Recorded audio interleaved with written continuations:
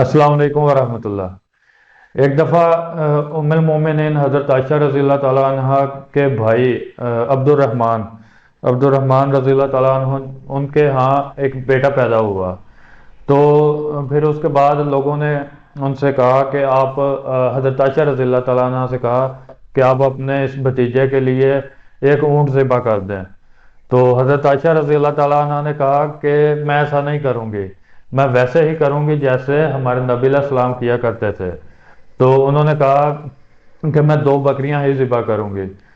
ये इस तरह होता है कि लड़के के लिए दो बकरियां या दो भेड़ें या इस तरह की कोई भी दो जानें देनी होती हैं जो लाल जानवर हैं, ज़्यादातर भेड़ बकरियां इनमें से। तो दो जानें लड़के के लिए देनी होती हैं और लड़की के लिए एक होती है कि एक जान देनी होती है।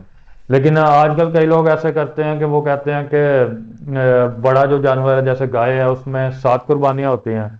तो वो 7 कुर्बानियां समझ के वो ऐसे अकीका कर लिया करते हैं। कई बार वो अगर किसी के 2 बेटे हैं और 3 बेटियां हैं तो वो इस तरह करते हैं कि वो इकट्ठा ही कर लेते हैं। एक गाय की है तो वो कहते हैं 7 कुर्बानियां हुई हैं तो ये सब का अकीका हो गया है। हालांकि ऐसे नहीं होता।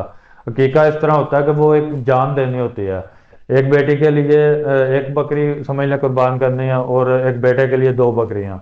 तो हजरत आयशा रजी अल्लाह ताला अन्हा ने इसी तरह किया था और इससे मना कर दिया था कि जो लोगों ने कहा था कि आप ऊँट ज़िबा कर दें, तो उन्होंने कहा था कि हम ऐसा नहीं करेंगे।